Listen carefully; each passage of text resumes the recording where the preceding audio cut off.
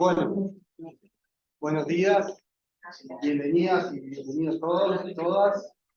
Es un gusto y un placer estar nuevamente otro año compartiendo estas instancias de profesionalización con la IESPU, que con tanta dedicación y tanto amor los compañeros, las compañeras que están en las diferentes comisiones vienen desarrollando desde hace algunos años.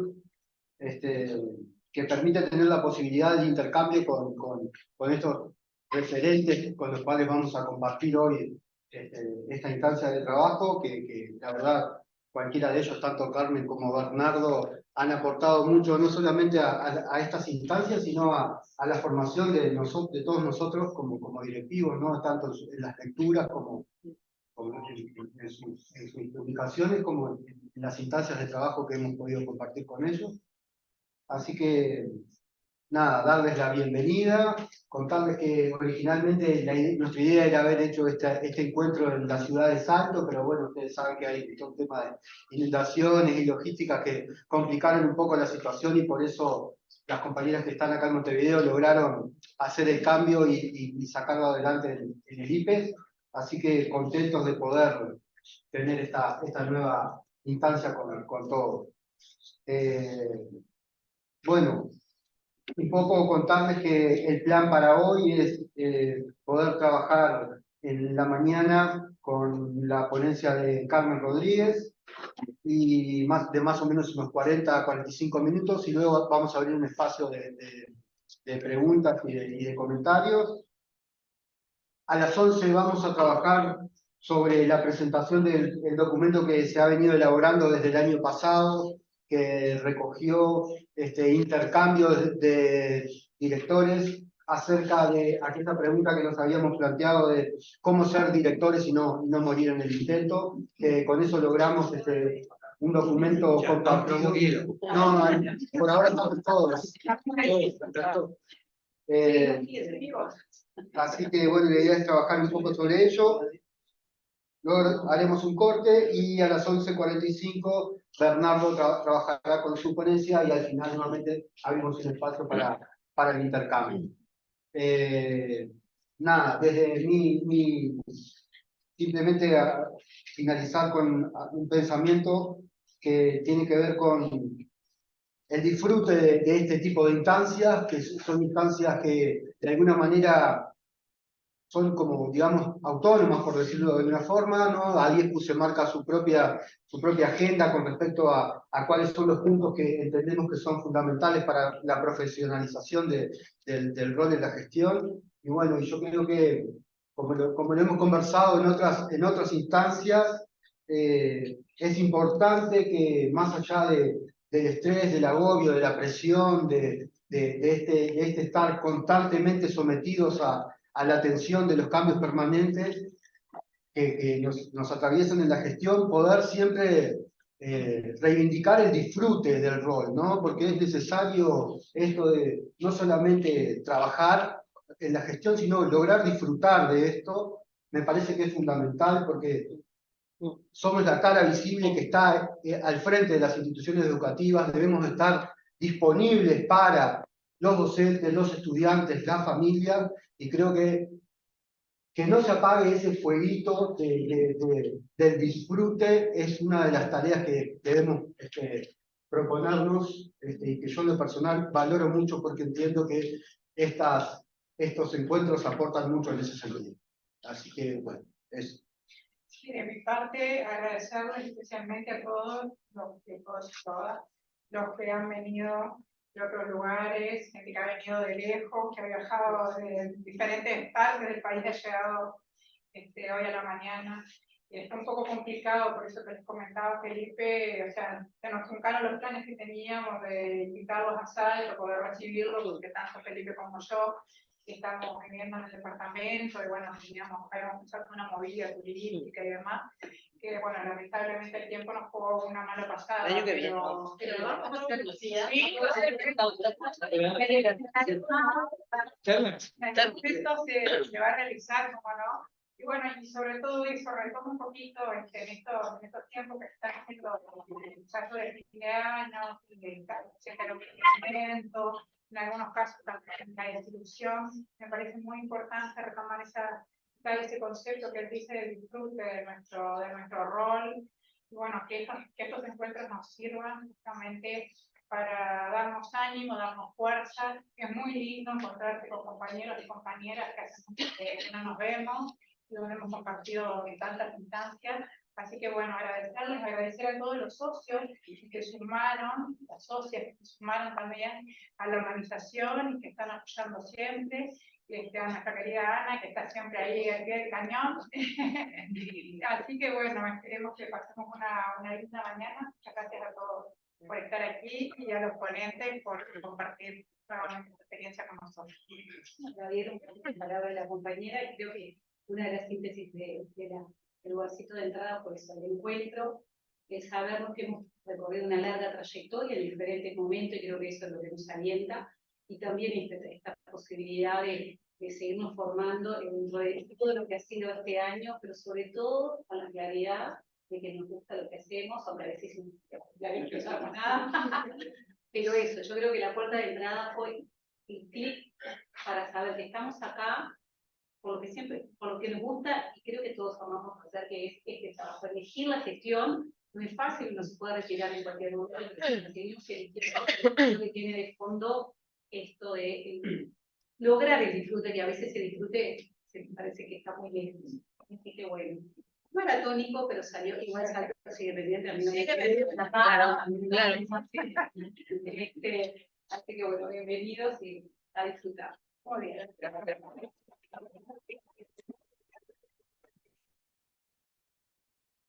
Bueno, me toca. Muchísimas gracias por la invitación. De verdad que me alegra, me conmueve y me estimula también. Es la primera vez que voy a compartir un espacio con Bernardo, a quien, bueno, todos conocemos, y eso me da mucha alegría también.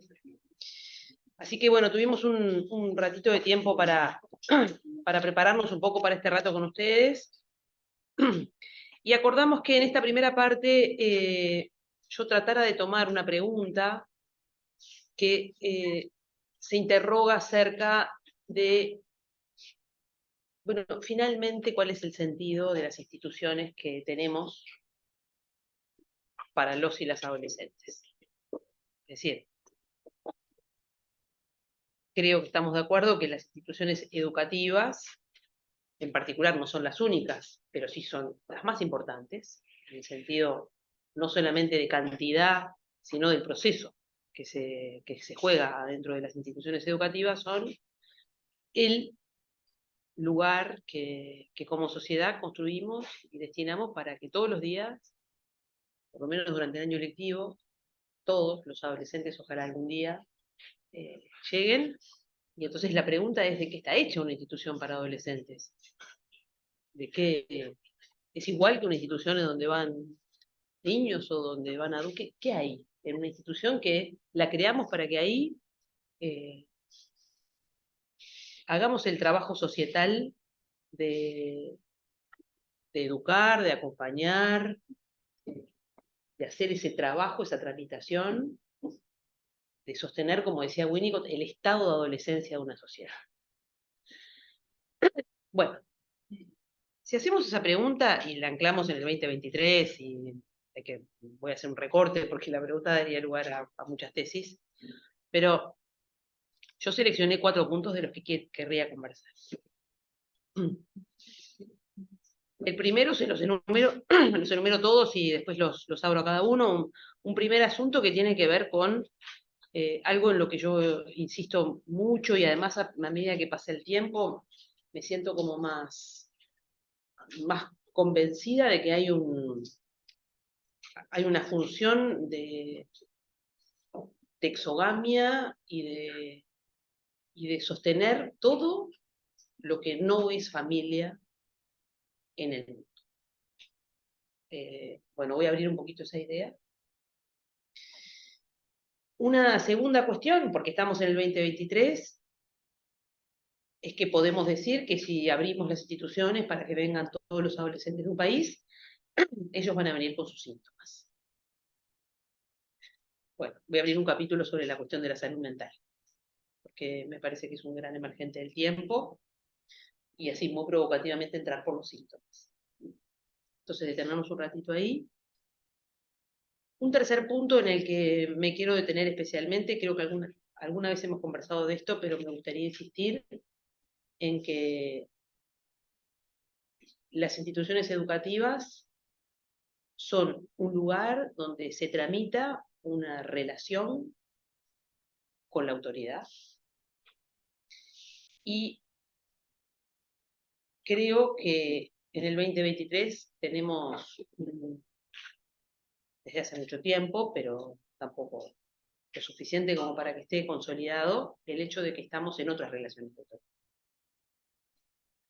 Y que hoy la autoridad no se instituye ni se distribuye como se hacía cuando nosotros éramos adolescentes. Entonces hay que hacerse la pregunta es, ¿cómo se construye autoridad en una institución educativa? Y la cuarta cosa, un poco a pedido de Hernán, retomar la idea de que, lo voy a decir así como un enunciado, decir, bueno, sostener una institución educativa, gestionarla, tiene que ver con sostener, lo voy a decir así, después vamos a ver de dónde viene esa palabra, lo infinitesimal de la sociedad. Bueno, entonces, primera cuestión, una cuestión sobre esta idea de que creo que también hemos hablado bastante de que si caracterizamos el proceso adolescente, vamos a poner en primer lugar el hecho de que transitar por ese proceso supone necesariamente un trabajo de reacomodo identitario. Es decir, lo que está en juego en esa mutación, en esa transformación que llamamos adolescencia, es un proceso que se juega en el campo de la identidad. No solo, pero en el campo de la identidad se juega un partido muy interesante. Es decir, quién soy, qué me gusta, hijo de quién, a dónde voy.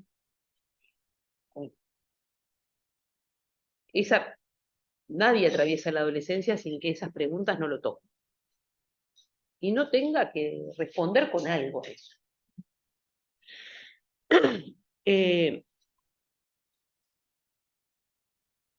Esa transformación identitaria que los clásicos, seguramente también en la formación de ustedes estuvo, Arminda Verasturi como alguien inaugural de este campo en el Río de la Plata, habló de 3 duelos que tienen una vigencia gigante. Es decir, se juega ahí un trabajo de duelo, del duelo del cuerpo del niño, del duelo de los padres de la infancia y del duelo de la identidad de los niños, de las niñas. Eso es lo que se pierde. Y bueno, y hay a la vez, concomitantemente, un gran júbilo que viene de lo que se conquista. Entonces la adolescencia es eso, ¿no? Es un trabajo de duelos y es un trabajo de conquistas. Y eso se juega en el sujeto de manera simultánea y paradojal. Por eso estamos con gente que sube y baja en el humor, ¿no? Y que lo vemos así, de mañana duelando y de tarde con el júbilo. Y eso le da el tono afectivo al proceso adolescente.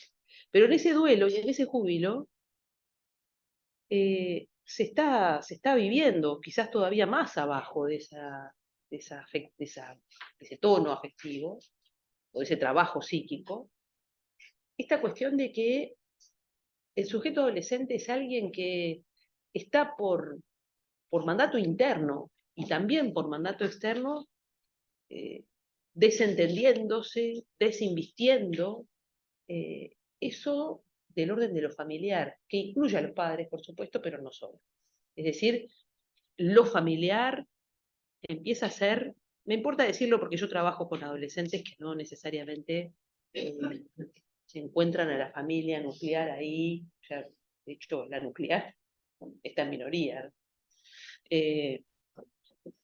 Pero hay algo de ese trabajo de deshacimiento de todo lo que hizo anclaje en la infancia, los padres en primer lugar, pero lo familiar en un sentido más amplio, y empieza un vector subjetivo, un vector libidinal que empieza a interesarse por todo aquello que no es familia.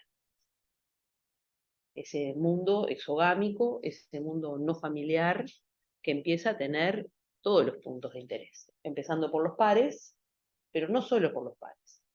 Es decir, la adolescencia es un tiempo para dejar la familia, entre comillas. Los padres tienen la sensación de que sus hijos los quieren menos, y tienen razón, los quieren menos. No en un sentido existencial de la fuerza que esas figuras tienen, simplemente en que están mucho menos interesados en saber a qué hora viene mamá, y a ver si papá me lleva no sé dónde, y la cabeza está en otro lugar, el cuerpo está en otro lugar, las pulsiones están en otro lugar. Entonces, crear instituciones para adolescentes es crear espacios donde esta gente está precisamente sacando de ese lugar de lo familiar para investir ese gran afuera, para interesarse por ese. Por eso yo creo que la disputa, ¿y para qué? ¿Por qué les importa? Les importa porque hay un trabajo identitario. François Dolto, yo lo dije muchas veces, pone la famosa metáfora que ahora me doy cuenta es un poco famosa de la langosta, ¿no? La idea de que dijo François, los comparó con las langostas, ¿no? Diciendo, bueno, esa época que las langostas pierden la caparazón para hablar de la caparazón identitaria y todavía no creció otra. Y mientras, lo que hay es una larva enormemente vulnerable. Esa es la vulnerabilidad que no tiene que ver con lo económico, sino que es una vulnerabilidad de lo humano, donde esta gente está pasando por un tiempo de esto que vengo describiendo, que se vive en el fondo, allá en el fondo, con una experiencia de extrema vulnerabilidad, que se camufla, a veces de todo lo contrario. Marcelo Viñar, que es un psicoanalista que escuchó a cientos de adolescentes, solía decir, bueno, a ver, ¿de qué alardeas? Porque ya sé lo que careces, ¿no? Y bueno, y hay algo de esto, de este alardeo de un sujeto que tiene esta parte de fragilidad y vulnerabilidad, así como tiene la otra, que en los que estamos en esta sala ya no tenemos, y es el hecho de la posición de un sujeto que mira para adelante y que sabe que tiene, o cree que tiene, mucho más por vivir que lo vivido. Entonces ese horizonte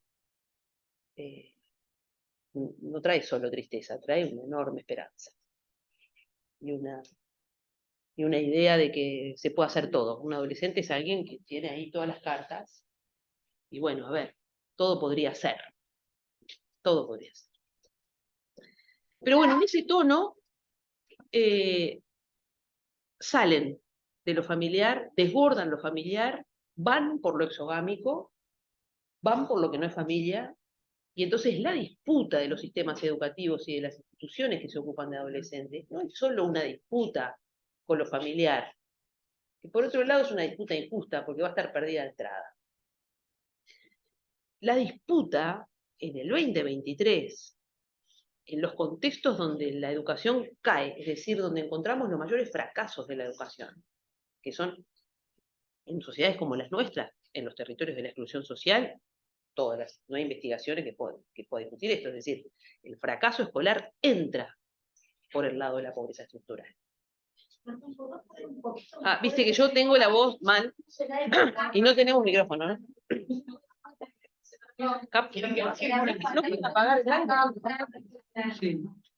Da pena perder cada palabra. potente. Gracias. La última. La última se pierde, porque además yo no tengo buena voz. Además por el contenido. Sí, me voy a angustiar. Entonces, hay algo en esos territorios donde la educación se juega el partido más difícil, que es el territorio de la exclusión, porque todo nos dice que en estas sociedades el partido de la educación se juega en el territorio de la exclusión social. Y todas las investigaciones son consistentes en esto, es decir, por ahí el fracaso escolar entra por el lado de la pobreza. Entonces, en esos territorios, estas langostas que andan haciendo trabajo identitario y salen a la exogamia y buscan a ver qué hay ahí, no encuentran solo instituciones educativas. La vida detrás de la línea de la pobreza ofrece otras cosas. Ofrece otros articuladores identitarios. Y ahí está el narco, y ahí está la explotación sexual, y ahí está toda la estructura. Me gustó este título de esta película que todos vamos a ver, La Sociedad de la Nieve, porque hay una sociedad en la pobreza estructural, que se construye en torno a otros organizadores. Ahora hay un colega argentino, Javier Aullero, que sacó un último libro, yo lo leo a él siempre, me parece alguien que hay que leerlo mucho, porque tiene una forma de hacer sociología muy, muy linda, muy astuta, muy sensible. ¿Cómo hacen los pobres para sobrevivir? Se llama el libro. De Javier Aullero. Después, si quiere, eso lo procesamos por escrito y les paso los textos que estoy citando. Entonces, en estos sujetos que andan buscando exogamia, andan buscando lo que Pierre Kammerer denominó postas parentales. Esto ya lo hemos hablado más de una vez, en un texto que si no lo tienen, alguno lo tiene que tener acá porque yo lo he divulgado mucho, se llama Adolescentes en la Violencia, y es un texto donde Kammerer dice, cuando uno está ante un adolescente violento, siempre se pregunta qué padres tuvo. Pero dice, para mí la palabra padre tiene más de una significación. Y entonces dice, están los padres están los engendradores. Bueno, gracias, pero a ningún humano le alcanza con eso. Necesita eso que él llama los padres de la infancia. Y dice que los padres de la infancia tienen la cualidad de ser los que saldan la deuda de vida. A mí me encanta esa manera de pensar a los padres de la infancia. Los saldan la deuda de vida. Lo llama así. Son aquellos que saldan la deuda de vida. A veces coinciden con los progenitores, a veces no. Pero tiene que ver con saldar esa deuda. Ay, qué bien.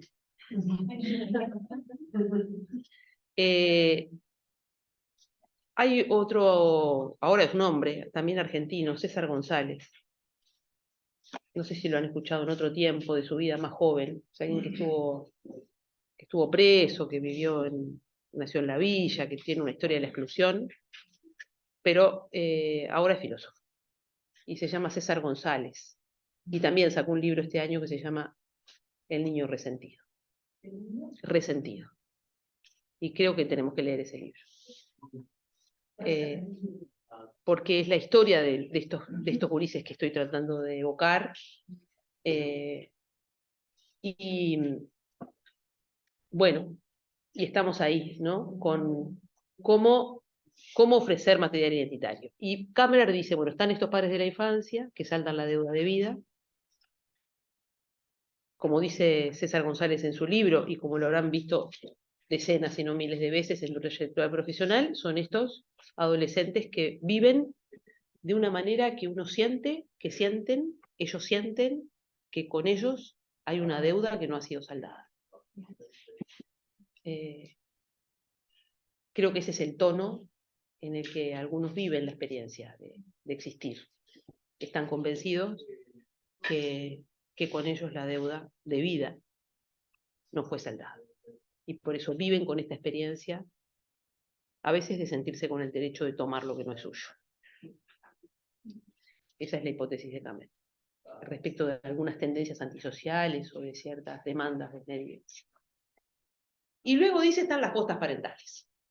Y las postas parentales son esos adultos, dice él, especialmente significativos, que aparecen en la adolescencia, que ofrecen material identitario, y son esos adultos que tienen una cualidad, dice Kammerer, que son adultos que parece que saben algo de las preguntas que los inquietan. Eso el psicoanálisis lo llamaría la transferencia. Es decir, unos adultos de los que un poco se enamoran, con un amor de transferencia, un poquito de idealización, un poquito de mirarlos con admiración, secretamente, por supuesto, porque es muy difícil que un adolescente confiese estos bajos instintos, pero en el fondo los habita siempre un interés por algunos adultos que admiran.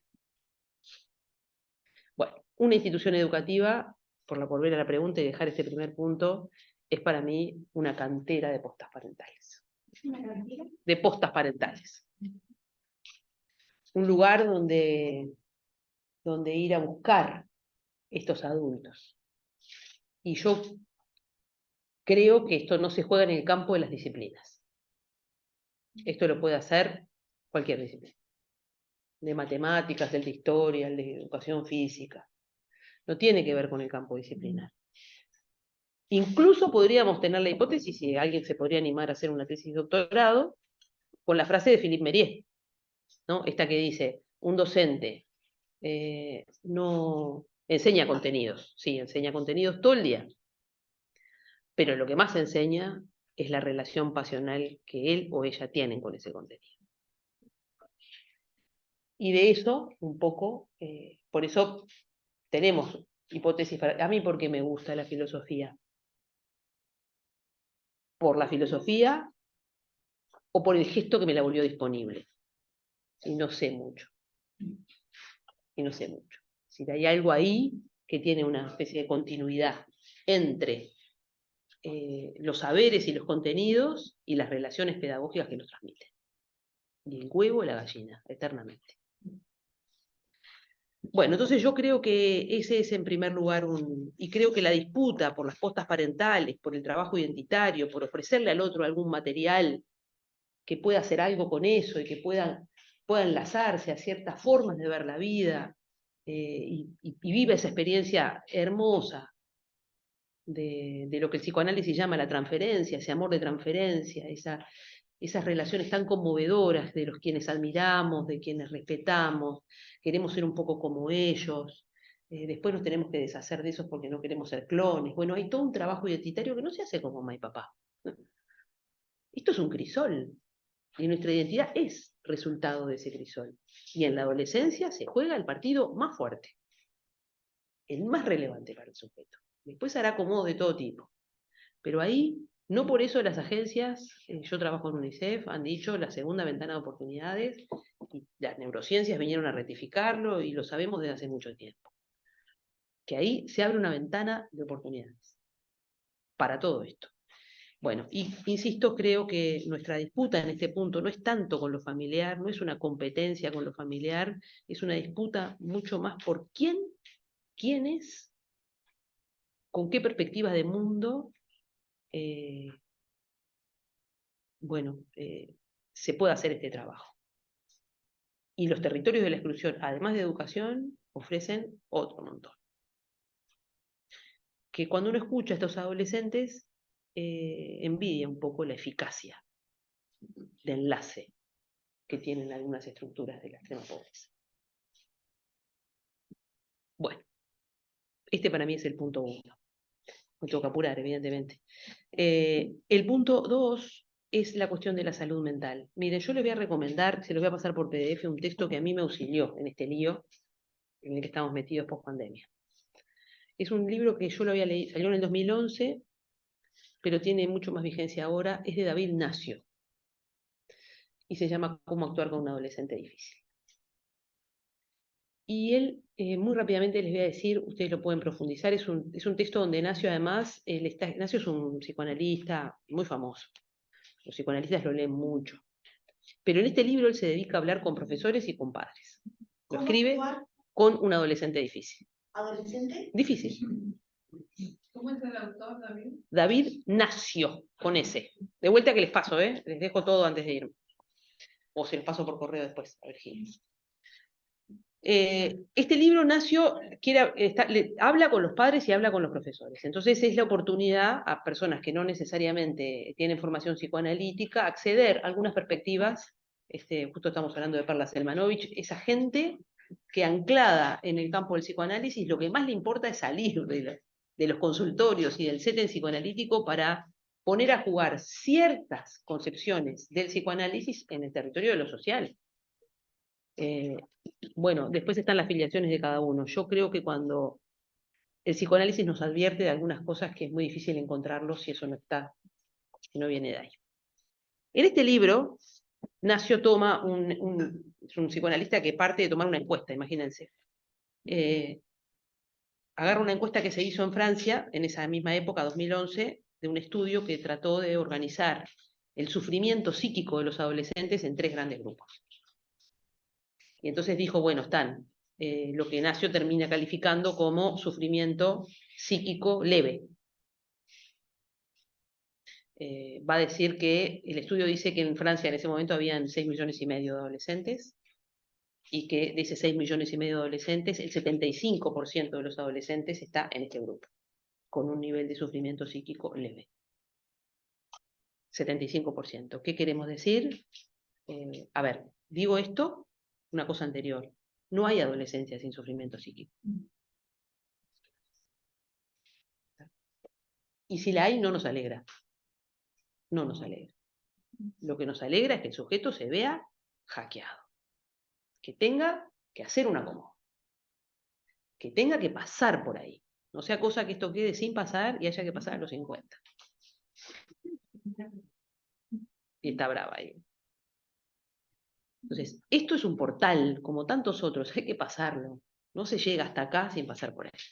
Y la adolescencia, San Andreas. Entonces, el 75% de los adolescentes transitan con un sufrimiento leve, es decir, algún síntoma. Winnicott decía, todo adolescente tiene derecho a un síntoma.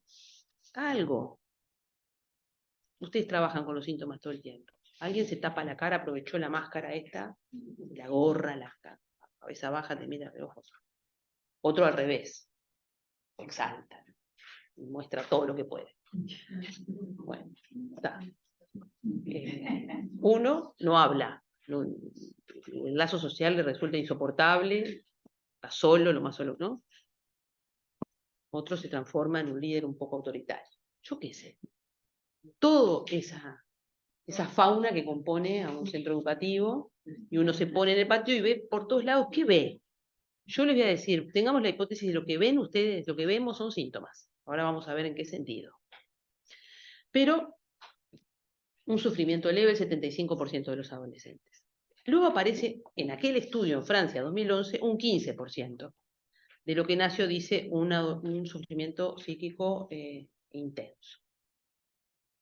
Y acá aparecen intenso. Y acá aparece toda esta sintomatología que vimos amplificarse, siempre estuvo, pero post pandemia floreció. Estamos hablando de las tentativas de suicidio, estamos hablando de las conductas de riesgo, de los consumos desmedidos, de las ciberdependencias, de las autolesiones, y toda esa sintomatología que nos escandaliza, que nos asusta, que nos inquieta mucho, que no sabemos qué hacer con eso. 15%. Y luego hay, en aquel estudio, un 2,3% de un tipo de sufrimiento extremo, dice él, que son esos sufrimientos psíquicos que muchas veces empiezan en la adolescencia, se debuta en muchas cosas en la adolescencia, pero también podía estar desde la infancia, que tiene la característica de lo que la psiquiatría actual llama los trastornos, es decir, esos modos de existencia, prefiero pensar, esos modos de existencia que no son normóticos, es decir, gente que carga con una esquizofrenia, gente que eventualmente tiene una forma autista de vida, que tiene la característica que son procesos psíquicos y condiciones psíquicas que no se van cuando se va a la adolescencia y que eventualmente comprometen la vida del sujeto toda su vida, y ya no se trata de normalizar a nadie, sino de entender cuáles son los acomodos que el mundo tiene que hacer para que esta gente tenga vida digna y circule y esté entre nosotros como uno más, aún con un funcionamiento que le es propio, y ahí creo que el mundo tiene mucho más para aprender de esta gente si lo sacamos precisamente de la endogamia de lo familiar, de ese oscurantismo que históricamente ha caído sobre esta gente, y entonces encerrados en sus casas, avergonzados, la familia que también se avergüenza, no dice, oculta, tapa, y ahí aparece lo peor.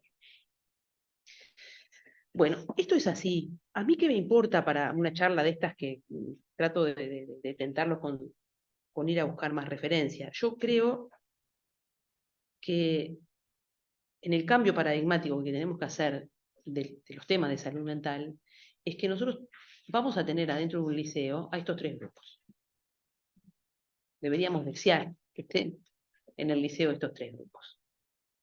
Y si nos preguntamos en manos de quién está el tratamiento de estos 3 grupos, bueno, una cosa antes. Estos 3 grupos, no tenemos, en Uruguay no tenemos estudios de esto, no sé si en Argentina lo hay, no podríamos decir cuál es la foto de Uruguay en este punto, no hay ningún estudio que lo diga. Así que jugamos una penca. Yo juego una penca y digo que lo que nos pasa es que el segundo grupo fue el que creció. Y creció comiéndose al 1. Es decir, que hoy no tenemos el 15% de adolescentes en este punto, sino que tenemos ¿cuánto? Es penca, 30, 35%. Bueno, además tenemos que decir que si vamos a porcentualizar esto, no es lo mismo en Punta Carretas que en Casaballe. Porque la salud mental, como antes se creía que era algo que estaba dentro y que te nacía, sabemos que es absolutamente ecológica. Y que si uno vive en la extrema pobreza, y además vivió abuso, y además en el barrio están a los tiros, es posible que uno se ponga más ansioso y que no tenga ganas de vivir más que otro, que el ambiente no lo acorrala tanto. Entonces el ambiente es el asunto fundamental acá. Para ir rápido con esto, en todo caso después lo podemos retomar o les paso la bibliografía, pero hay acá un asunto y es que nos tenemos que preguntar en manos de quién está el tratamiento de estos 3 grupos. Y si tomamos el grupo 1, tenemos que decir que el tratamiento del gran número de los adolescentes y de sus síntomas no está en los consultorios de los psicoterapeutas ni en los psiquiatras. El gran número de adolescentes, primero, voy a decir algo provocador, ellos son los principales tratantes de sus síntomas. Es decir, un adolescente inventa todo tipo de cosas. Voy a volver sobre esto. Los tratan ellos mismos, los tratan sus padres cuando son suficientemente buenos, los tratan sus referentes exogámicos, que son sus profes, sus referentes, sus parientes, sus vecinos. Muchas veces la madre de un amigo está haciendo un trabajo fundamental de tratamiento, que el que no puede hacer con sus hijos, pero puede hacer con los amigos de sus hijos. Entonces, ahí tratamos el malestar del primer gran grupo. ¿Qué tenemos que saber ustedes y yo, y todos los que yo, bueno, capaz que también estoy en otros lugares, pero pensando en esta cosa del trabajo en las instituciones? ¿Qué es a mí el punto fundamental de qué tenemos que saber? Tenemos que saber que un síntoma, les voy a pasar un texto de Eve Ticio, que es una analista de Barcelona, que trabaja mucho en el campo de la pedagogía. Ella dio una conferencia sobre qué es un síntoma. También dirigido a profesores. Una conferencia para profesores para que un profesor pueda entender qué es un síntoma. Y entonces ella va a decir que un síntoma tiene un costado que viene del lado del sufrimiento, ¿no? Costado que denota sufrimiento. Nos damos cuenta que eso que está haciendo el chiquilín no es que divina que la vida. Nos damos cuenta. Entonces tiene un costado que es el sufrimiento, pero tiene otro costado que es una solución. Una solución un poco fallida y pasajera, destinada a fracasar, pero que permite el tránsito. ¿Qué es una solución? Me pongo la gorra hasta acá y nadie me ve la cara, porque yo no soporto mi cara. Yo tenía uno que lo vengo contando últimamente mucho. En mi pasaje de los 13 a los 14 años fui todo el verano, absolutamente todo el verano, con una campera de plumas a la playa.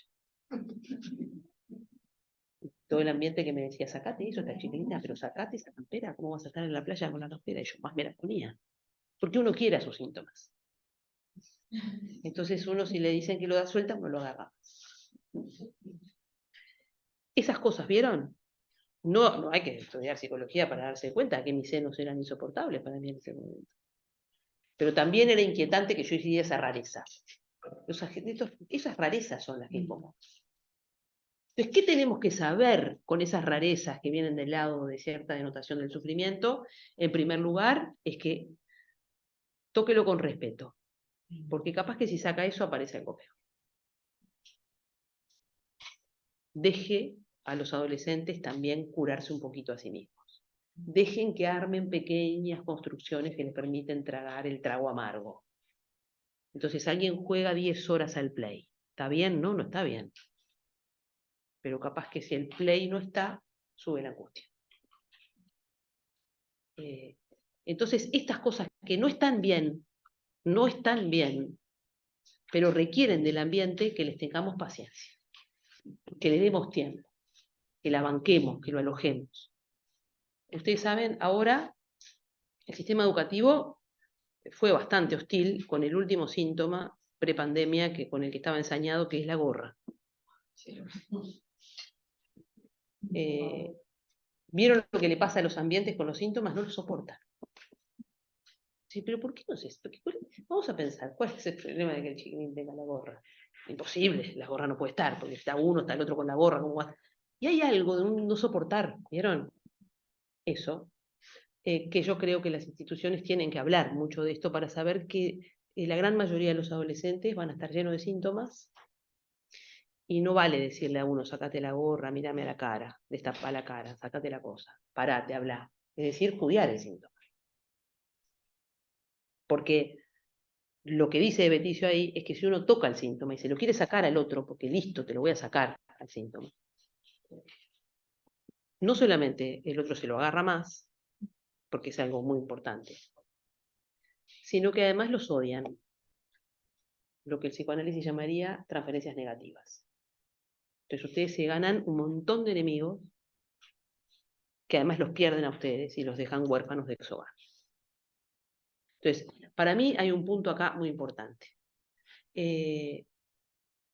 Luego está, por supuesto que el segundo grupo y el tercer grupo requiere personal de salud, y nosotros tenemos problemas graves en este punto. Graves en este punto. Graves, graves. Yo estoy coordinando desde que empezó este año un consultorio en el Palacio Peñarol, donde hay 4 psicoterapeutas trabajando, yo coordino el servicio, estamos trabajando con niños y adolescentes migrantes. Es un horror, es un horror, es un horror que un intento de autoeliminación ingrese a la emergencia y salga al otro día sin psiquiatra tratante. Y eso a mí no me lo tienen que contar, porque tengo evidencia empírica.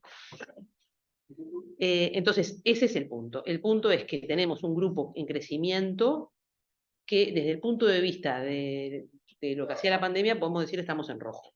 ¿Se acuerdan? Tenemos más casos de lo que el sistema puede absorber y el Uruguay en algún momento va a tener que salir de ese pozo en el que está. Y no hay coartada posible acá. Pero no para el primero, me explico. Hay mucho trabajo societal. Bueno, les paso esos textos entonces y les puedo compartir un PDF que se explaya un poquito más en esto. Respecto de las relaciones de autoridad, voy a tratar de decirlo en 2 minutos. Tengo nada, ¿no? De tiempo, ya pasaron los 40 minutos, ¿no? Bueno, digo rápido, miren. Para mí, la cosa esencial de la autoridad es que nosotros hay 2 procesos históricos que cambiaron todo en términos de autoridad. Uno es los reacomodos en el orden patriarcal. Más allá de la posición ideológica que cada uno tenga, es indiscutible que la mujer cambió de lugar en la sociedad y eso cae no solo en las relaciones de género, sino en la relación de generaciones, entre las generaciones. Y hay un segundo fenómeno de hace 30 años, que hay Convención de los Derechos de los Niños. Entonces hay gente que dice, si ellos tienen derechos y la autoridad ya no es patriarcal, porque ¿cuál es la representación de la autoridad patriarcal? El arquetipo, ¿no? Bueno, es esa figura distante y fría, que viene de una externalidad, ingresa en la escena, y es eso que dicen algunos adultos. A mí mi padre me miraba y yo sabía lo que tenía que hacer. Y algunos juegan más duro y dicen, yo me orinaba. Y lo dicen como con orgullo, una incontinencia terrible ante la mirada del padre. Hoy vemos ahí una tragedia.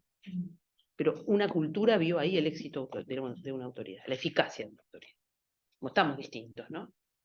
Entonces, hoy tenemos una autoridad menos patriarcal y menos adultocéntrica. David Le Breton la va a definir como convivial.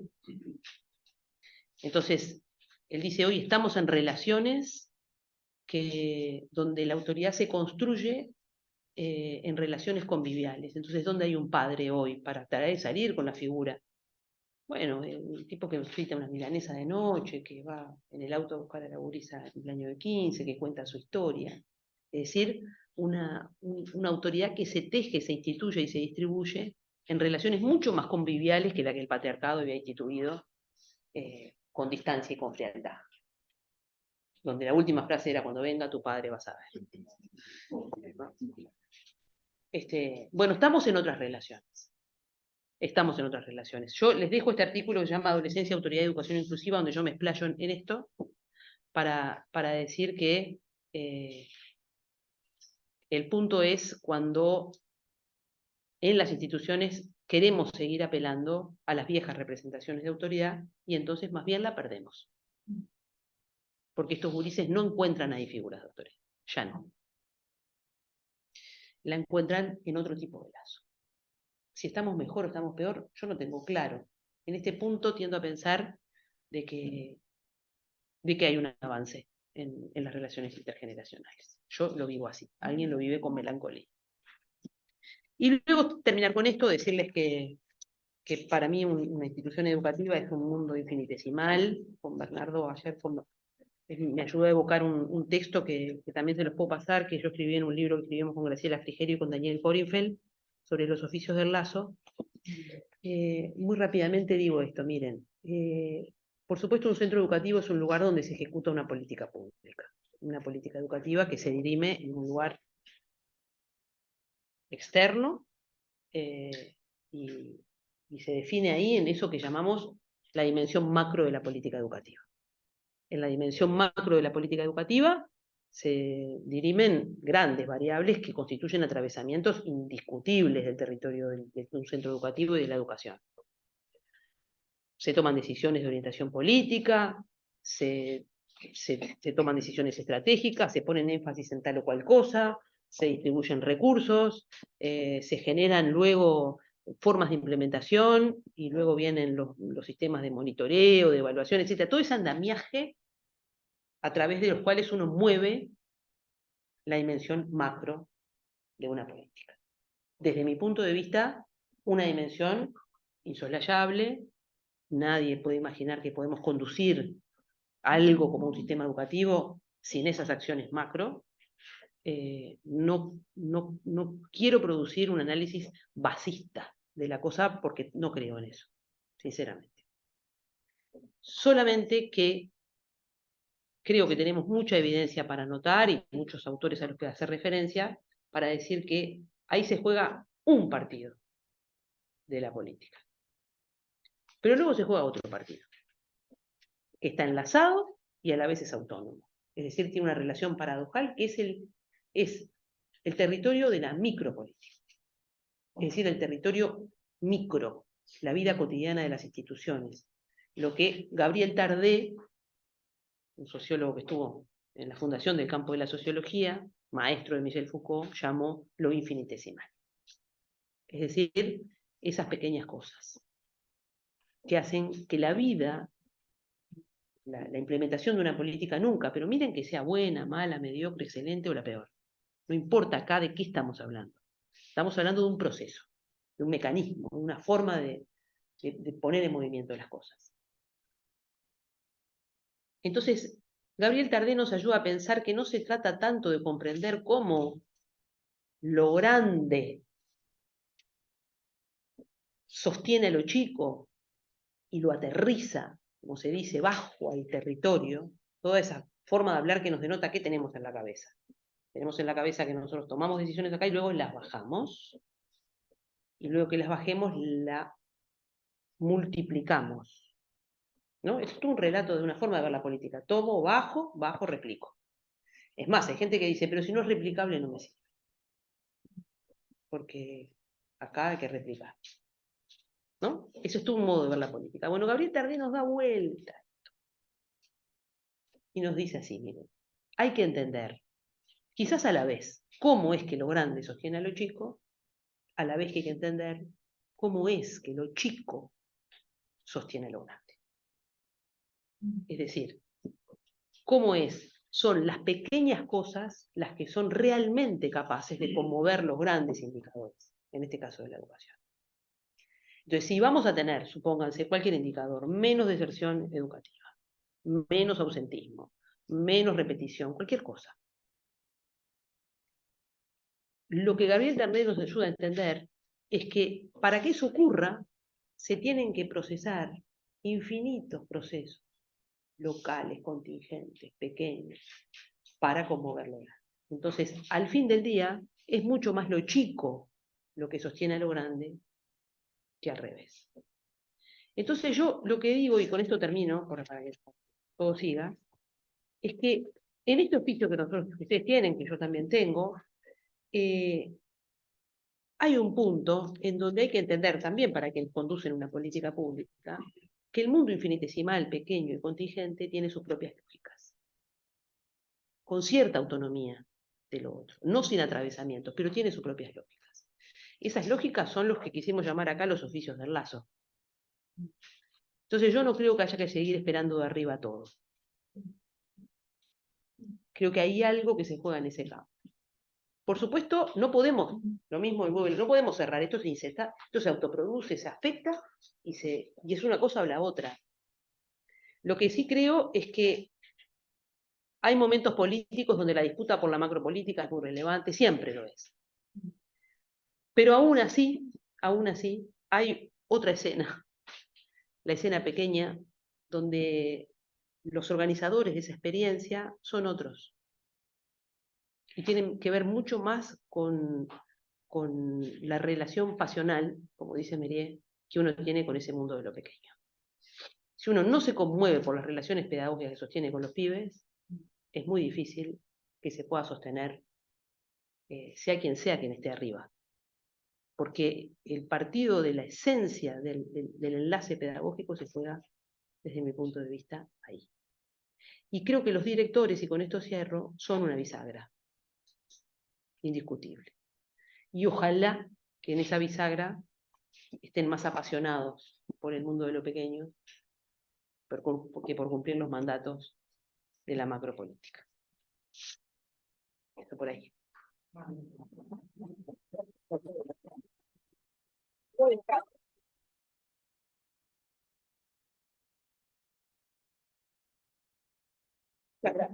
Dejo el espacio. ¿Cómo es la cosa?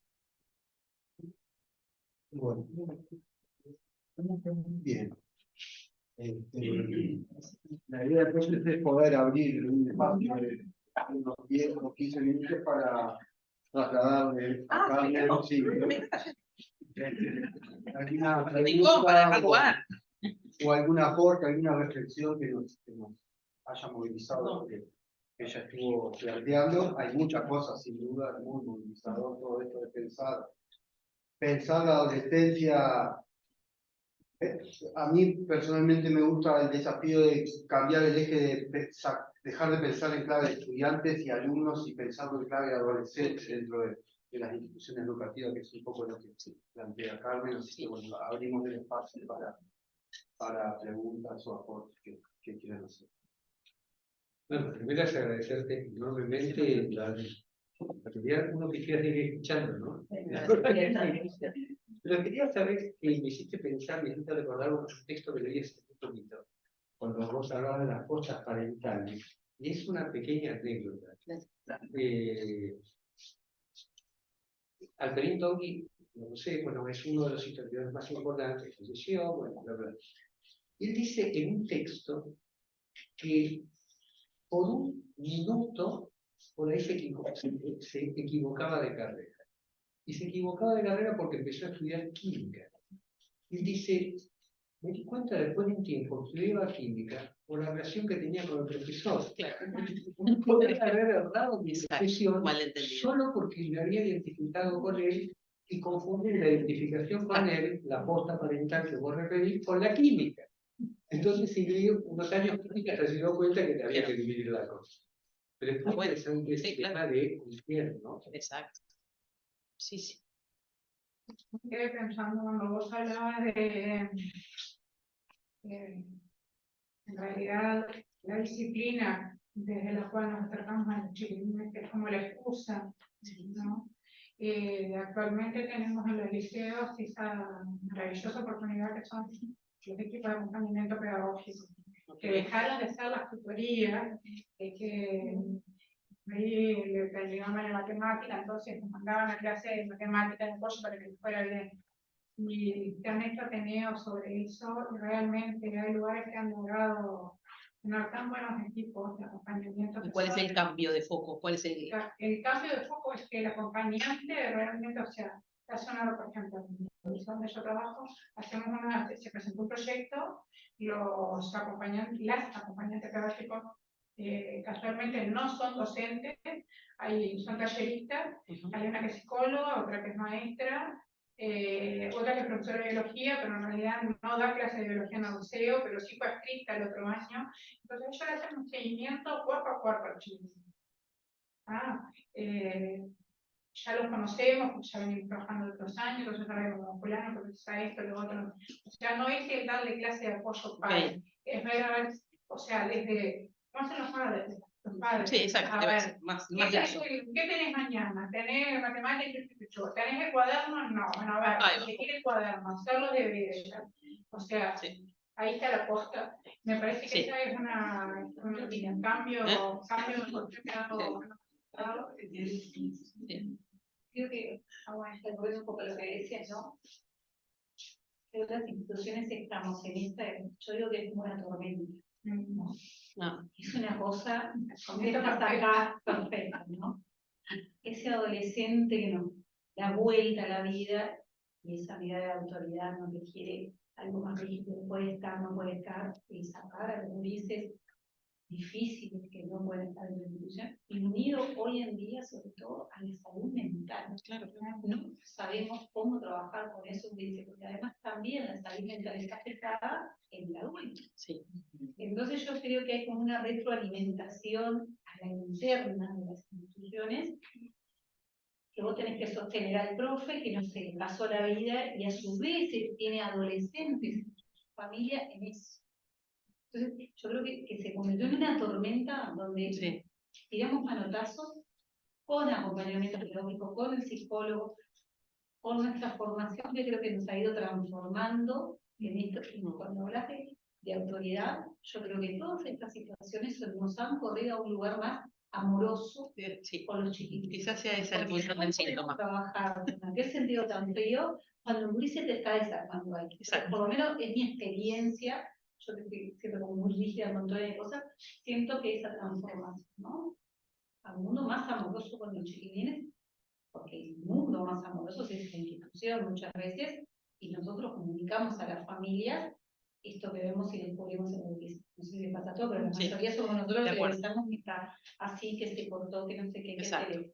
Pero también creo que, por eso digo, estamos con una tormenta que ahí estamos, no sé, yo siento eso, ¿no? Sí. Estamos viviéndola, que no sé en qué va a decantar, porque la salud mental no lo estamos pudiendo manejar en ningún lugar.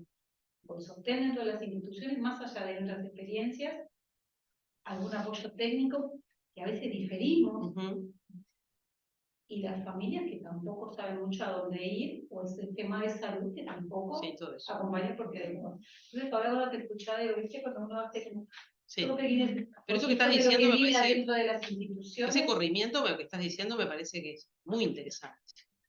Es esa ida a un lugar más amoroso como un empuje que provoca el síntoma.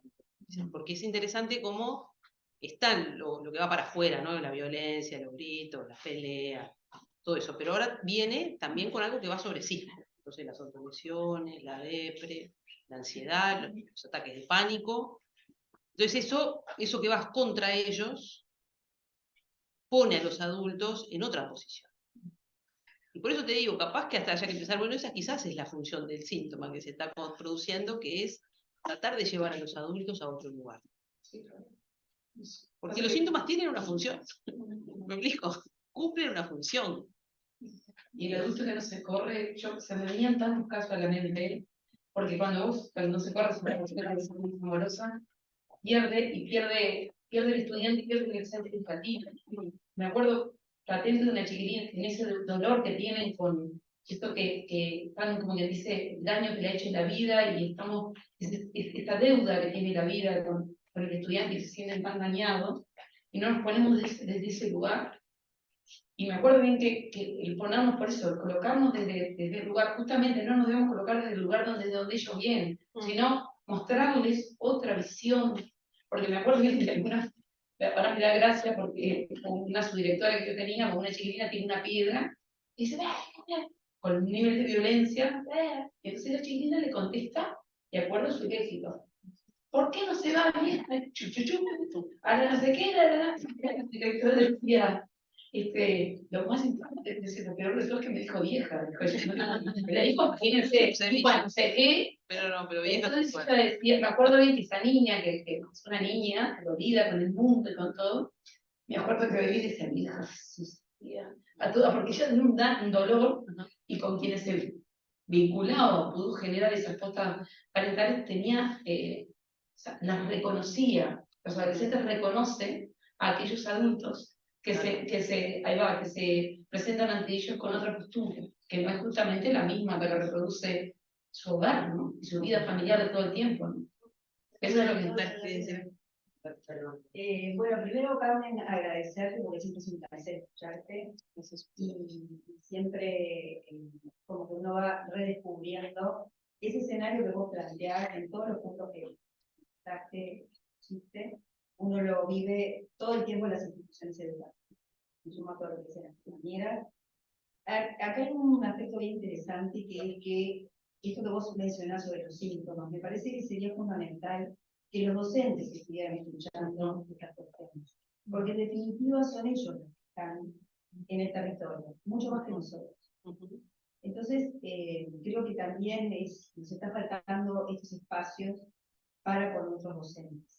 Muchas veces se hacen, y mismo lo vemos, bueno, cada viejo tiene otro rol, ¿verdad? Pero en todas las instancias que se organizan a partir de la Dirección General de Secundaria, son dirigidas, por ejemplo, a los directores, que muchas veces podemos dificultar, pero en verdad estar en el territorio son los docentes los que tienen que escuchar esto de los síntomas, donde tienen que escuchar todas estas cuestiones que vos describiste perfectamente y que describen los centros educativos. Me parece que falta mucho también de eso y que sería bueno, bueno, de alguna manera poderlo transmitir. Ya te digo, nosotros como directores podemos hacer muchas cosas, desde la gestión, podemos trabajar con nuestros docentes, pero creo que está faltando eso, desde los especialistas, ustedes, trabajar con nuestros profesores. Y esto que vos mencionás de los síntomas, lo que sí creo que es fundamental para entender muchas conductas, para acercarnos más, para acompañar de alguna manera. Y ahí en algún punto vos mencionaste cómo el adolescente se va tomando distancia de lo que era la familia, es su familia, para acercarse a sus pares y a otras formas de convivencia. Y qué difícil es para nosotros que los padres vean eso. Porque muchas veces uno le dice, porque miren que ahora los ustedes no pasen a ser no sus favoritos, que vos decías que sí, que pasan a no ser tan favoritos, y a los papás les cuesta mucho. Y ese encuentro en los centros educativos iniciales, donde están los adolescentes, a los padres les cuesta, y a veces lo ven como una confrontación.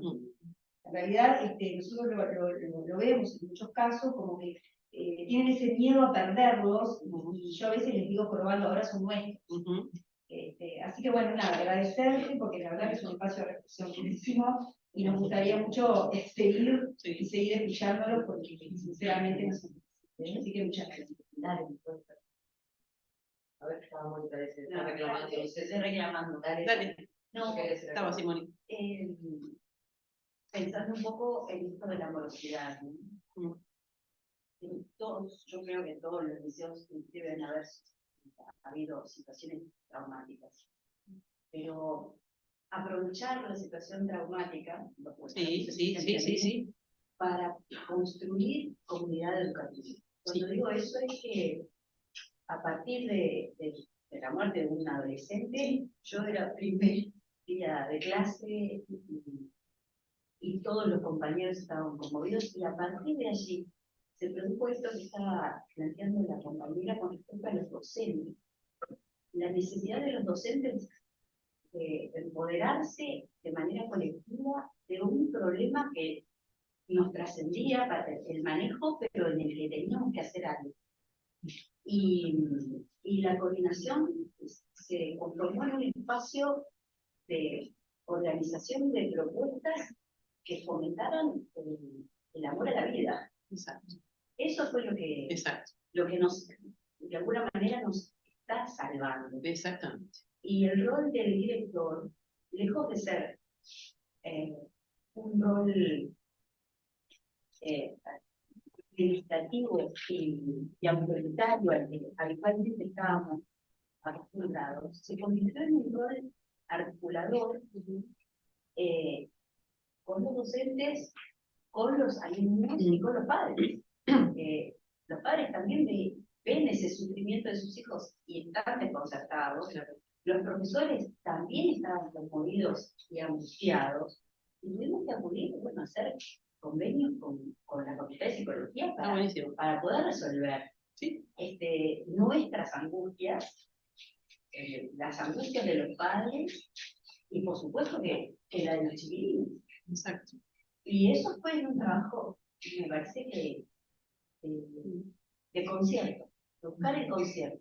Exacto. Y de que todas las propuestas fueran bienvenidas, se apuntaban a construir, a generar sentido de vida, porque todos estamos viviendo la angustia de chiquilines que se portan, que se quieren en el mismo liceo, están llamando, o sea, emplean o encuentran en la institución educativa el lugar para resonar. Exacto. Y entonces no nos podemos a los bobos. Exacto.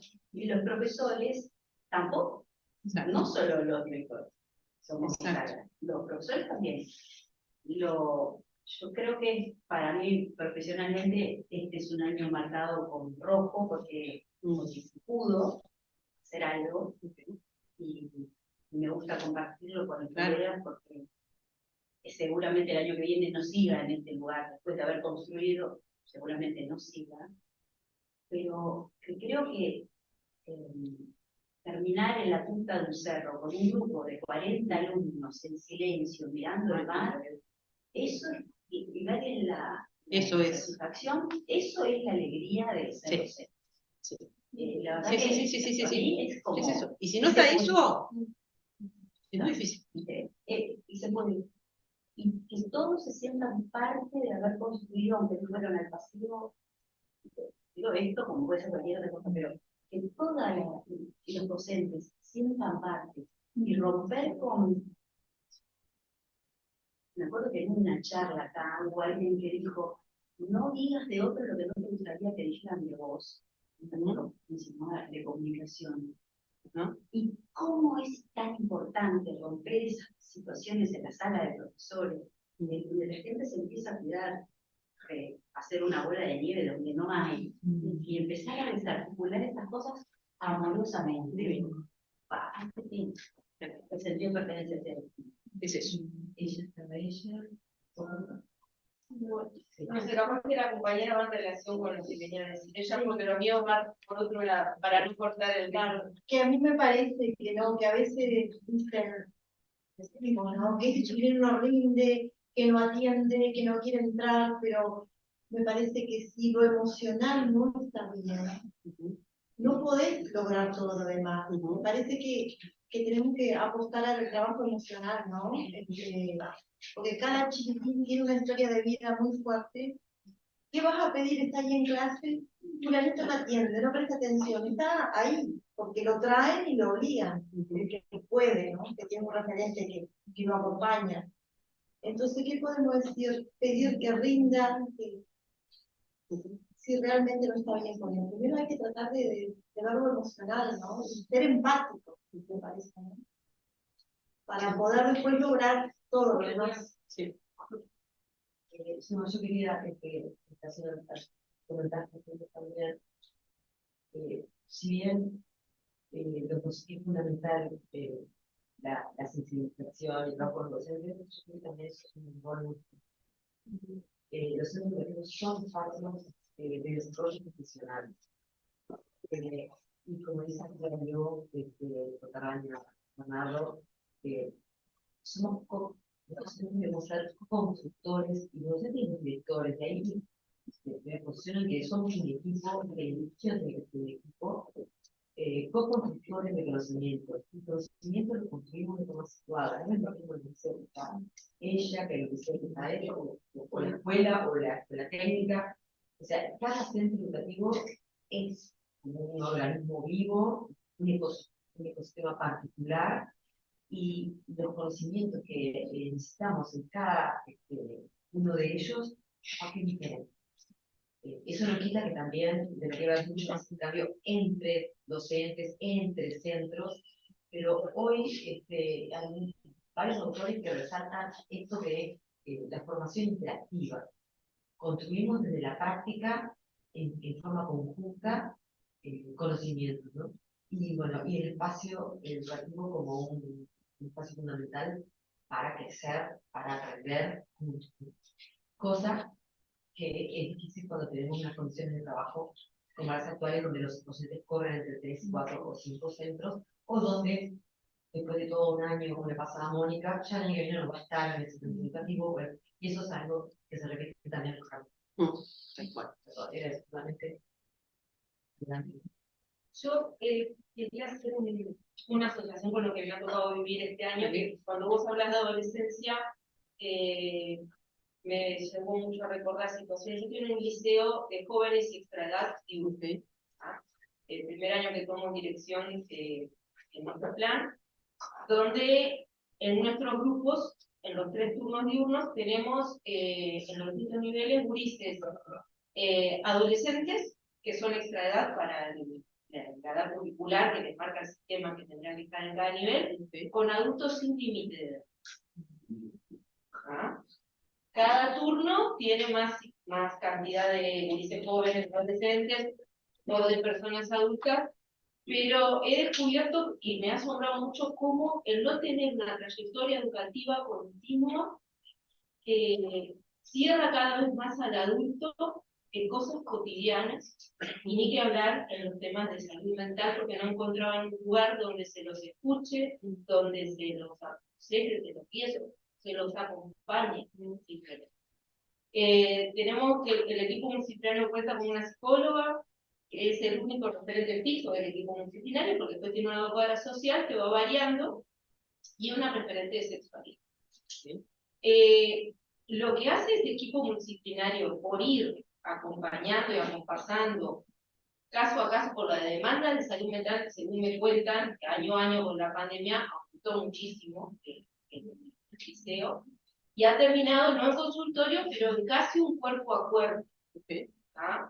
Obviamente la cripto, el docente, están ahí, apuntalan, pero es sumamente personalizado el trato con el estudiante, y nuestra gran pata floja es la asistencia.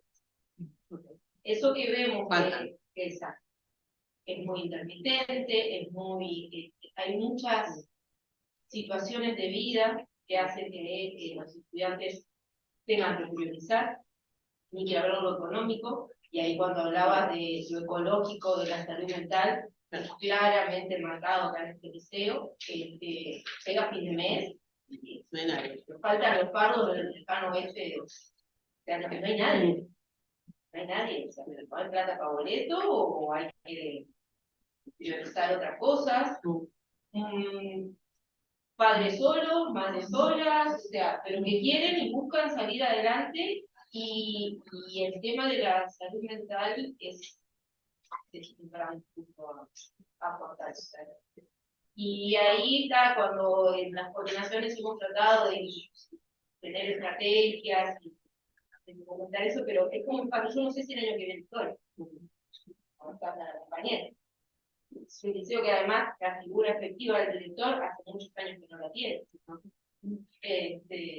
Y siento que también desde el sistema, si bien tenemos que nosotros focalizarnos en lo micro, la salud de adultos y jóvenes es un grande.